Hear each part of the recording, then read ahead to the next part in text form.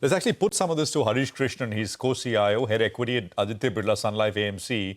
Harish, good to have you with us here. Thanks for your time.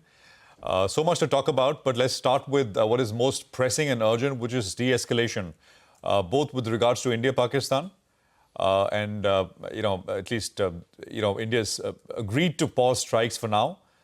The second, of course, is a little de-escalation with US-China as well, although, the way it's been framed by the White House perhaps looks like a lot of bluster for now. May take time. What's your sense, Harish, for markets from here? 24,000 around is where we are now on the Nifty. Good morning, Prashant.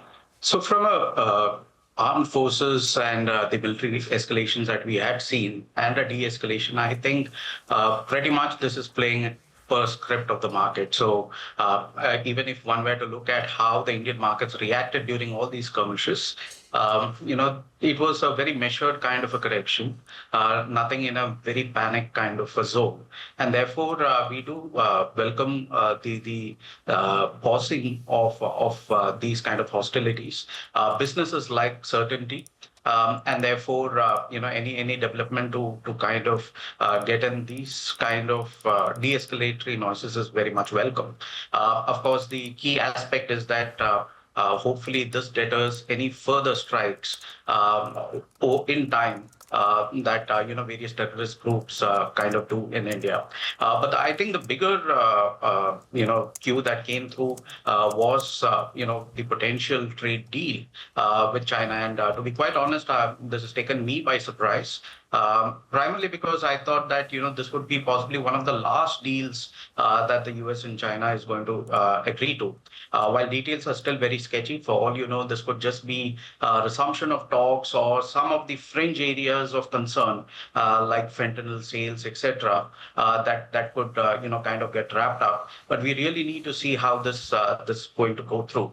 All in all, I think like we discussed, markets don't react to the newspaper headlines for the day.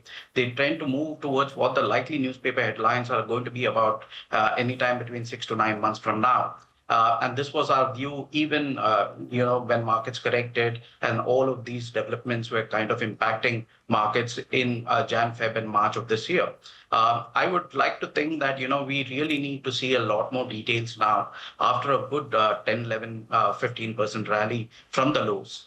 We need to see a lot more contours for, taking a very informed view in terms of how it's likely to move going ahead. Mm-hmm. Harish, yes, indeed, you were sounding more optimistic, even when we had all the negative news headlines coming through. So kudos to you for, keeping the balance there. Now from here on, and obviously we have to, all hypothesis is based on certain assumptions. And now if the assumption is that we've seen the worst of the geopolitical issues here, the India-Pak issues, and then we go back to basics, whether it's earnings, whether it's the trade deal, etc., then now just about 5% away from the all-time peak, does the market have enough juice to move to the next leg of the rally, or would you expect a consolidation? I would expect a reasonable amount of consolidation given the strong up move. That would be my base case.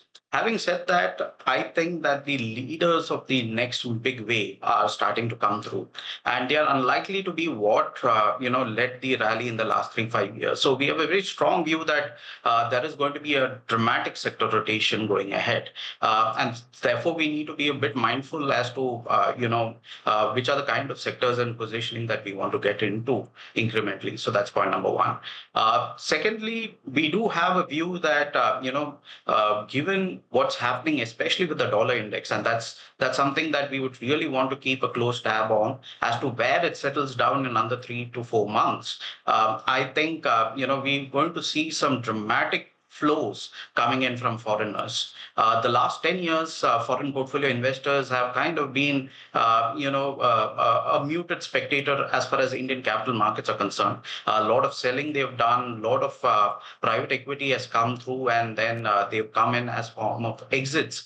I would think that, this global backdrop that we are getting towards, where there is going to be a reasonable geopolitical realignment, I think augurs very well for India. And And I wouldn't be very surprised that over the course of the next 3-4 years, we're going to see a very different zone of foreign portfolio investment participation in Indian capital markets, both in the direct equities as well as in private equity, as well as even MNCs wanting to reinvest back their earnings in a material way as far as India is concerned. So I think that would be a key trend that we would be monitoring. Again, it all boils down to the trade deal construct that comes through, as well as where the dollar kind of settles at over the course of the next 3 to 6 months.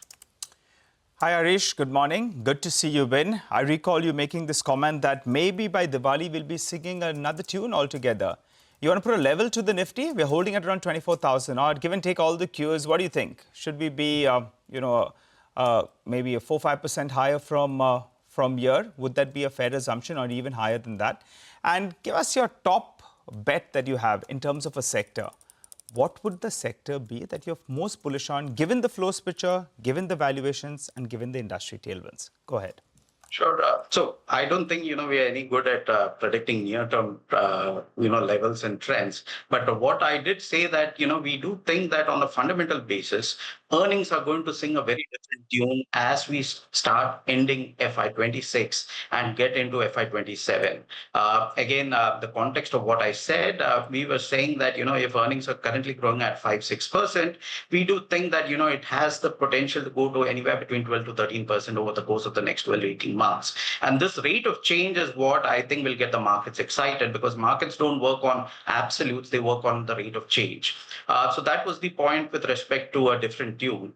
With respect to the sectors, clearly the one sector to my mind which stands out very, very favorably is on the private banking space.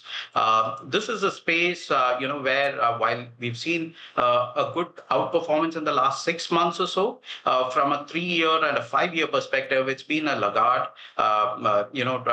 barely able to catch up with the overall market move, if at all. We think that there is a fundamental change that has happened as far as the private banks are concerned, which is namely that, the 4 or 5 largest private banks today have got fortified their balance sheets. They have spent massively as far as tech spends are concerned. And while today the headlines are all about a slowing credit growth, concerns on net interest margins, and potentially some increase in credit cost, we think that, capital structures chasing banks has materially changed. What do I mean by that? About 5 years back, every industrialist, everybody wanted to be a banker. Today, most people are fleeing away from being a banker, citing, significant regulations and access to capital, etc. I think this sets up very, very well for the larger private sector banks, where competitive activity is very low. We do think that India will become a very large economy over the course of the next 10-15 years. And it is but impossible to have a very strong banking system and a credit culture going ahead as well. And therefore, the lack of competitiveness, which is there, among the many other players which were otherwise getting into the banking space, augurs extremely well. Needless to say, foreigners, this is a very large liquid space that they would want to get into. This is a space where foreigners used to own a lot of. And as, over the course of the last 30 years, many of these names have been the default choice of foreigners to play the India story. So I would think that large private sector banks are extremely well poised. As a barbell, we are also running a basket of, very, very cheap, undervalued private sector banks, which are all trading below book. We do think that while there is a great tailwind for these large 4-5 private sector banks, in India, it is not possible to have 4 or 5 large institutions dominate such a large economy. We are going to need a lot more number of banks. And today, while there is a focus that many of them are trading below book, they don't have access to capital lines, etc. I think that narrative will also change, especially when you have a governor which is focused on growth at this point of time. So I think this would be our number one bet, getting into both the large private sector banks as well as a barbell of the very cheap private sector banks which are trading below book. All right, Harish, you've been very, very bullish and optimistic on the prospects. As you said, earnings could probably catch up, which will be the trigger. And in terms of the biggest sector that you're positive on, it'll have to be the private sector banks. Appreciate you joining in, Harish. Wishing you a good day ahead and looking forward to having a chat with you in the days to come.